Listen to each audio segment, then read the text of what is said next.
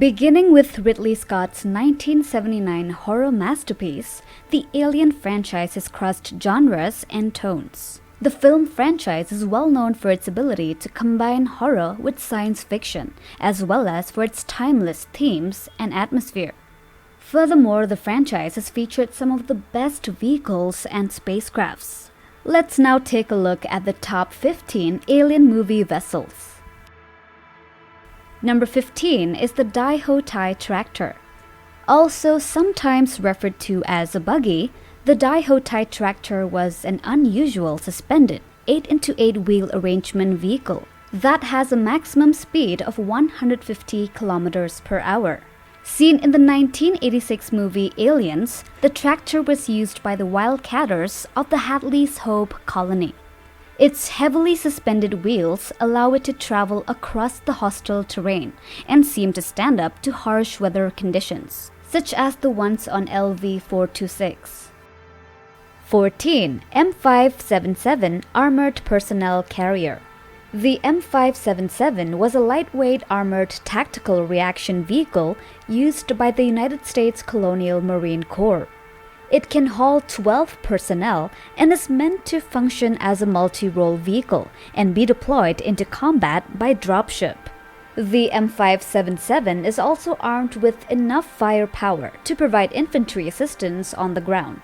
It first appeared in Aliens and apparently can run over Xenomorphs with very little problems at all, and not counting the Xenomorph's molecular acid. Number 13, we have Rover Transport. In the movie Prometheus, the RT series were used for traveling to the alien temple on LV-223.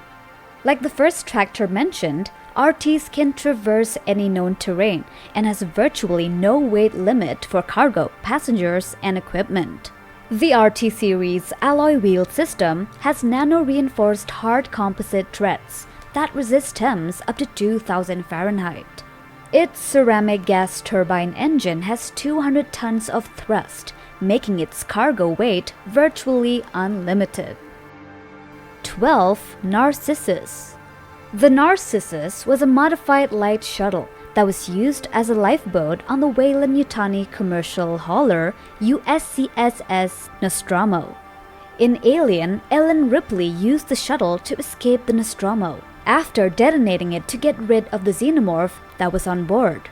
Measuring in at 21.3 meters long, 16.2 meters wide, and 7 meters high, the 48-ton shuttle Narcissus was constructed of conventional composite construction, with a ceramic and composite outer skin.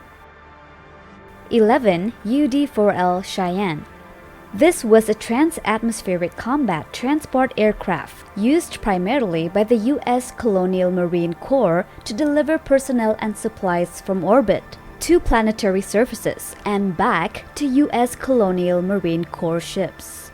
They typically transport the M577 armored personnel carrier, although they can also transport other equipment and even Marines straight in the field, with a maximum payload of 16 tons. Number 10, we have Lander 1. Lander 1 was a Class E lander-type drop shuttle and one of two aboard the Weyland-Yutani Corporation colony ship USCSS Covenant. After the destruction of its stablemate prior to the Covenant's launch, Lander 1 was itself destroyed when the crew of the Covenant diverted their expedition to a mysterious world and encountered dangerous life forms. The ship is 38 meters long and hold a maximum of 12 people. Number 9, we have the Betty. The Betty was an unregistered freighter captained by Frank Elgin. In the movie Alien Resurrection, Captain Elgin and his crew of mercenaries intercepted a transport and smuggled all the transport's cryo chambers containing the passengers. The Betty normally carries a crew complement of 6, but can be flown effectively by one person. It is highly recommended that a pilot and co-pilot are present for planetary landings. Number 8, USCSS Prometheus.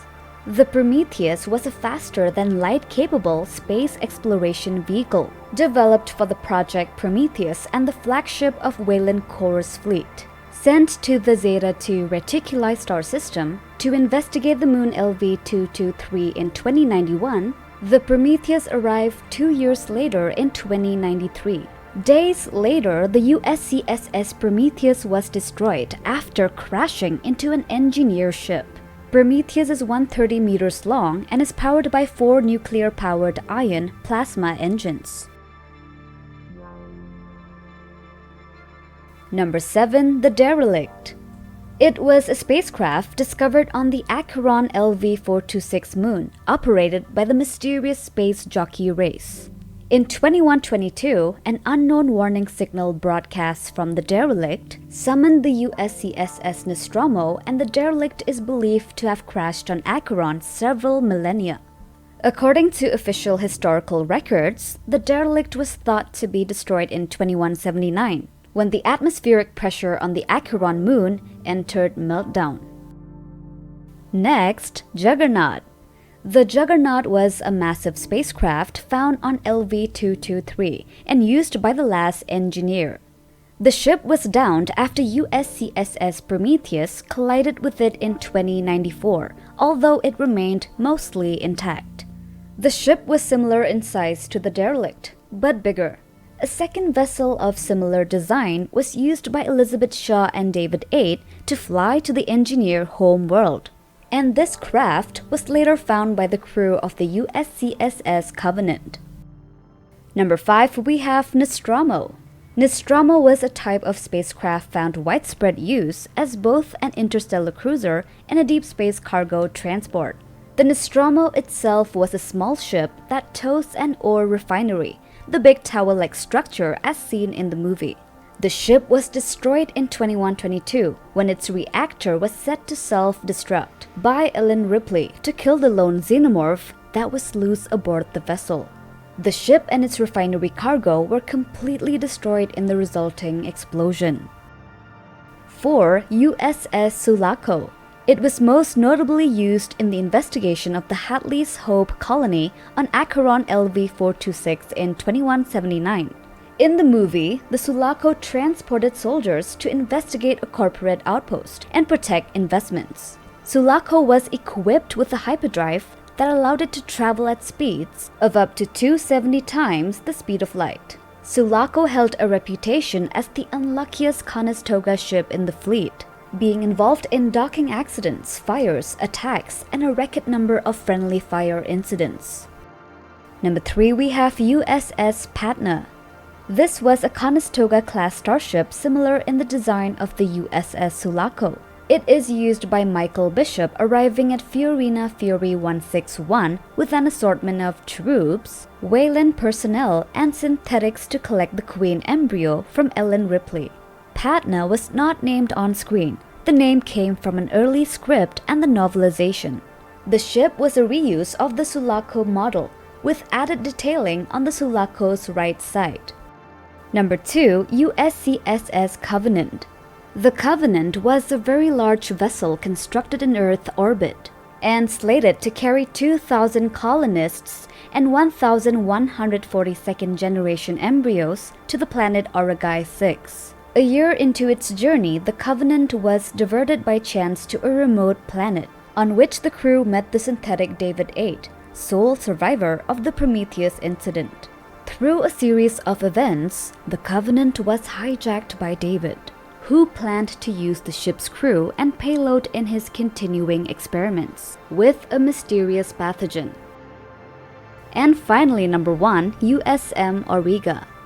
Auriga was a top-secret scientific research ship to recreate the Xenomorph species by cloning the deceased Ellen Ripley. It was designed to look like a facehugger's exterior. The ship was ultimately destroyed in 2381 when it was set on a collision course with the Earth to stop the cloned Xenomorphs on board from spreading and jeopardizing the entire human race. Auriga was the largest vessel in the Alien franchise, measuring over 3.6 kilometers in length. Honorable mentions. For those who have seen the film Alien Romulus, the primary ship of Alien Romulus is not named Romulus. Rather, it is Corbellin 4, and Romulus is the biolab portion of the Renaissance space station. While the film is set in the year 2142, the ship is more contemporary than the Nostromo refinery, but clearly less advanced than the destroyer USS Sulaco from 2179. And with that, we've come to the end. Thanks for watching. Subscribe for new videos. See you in the next one. Take care.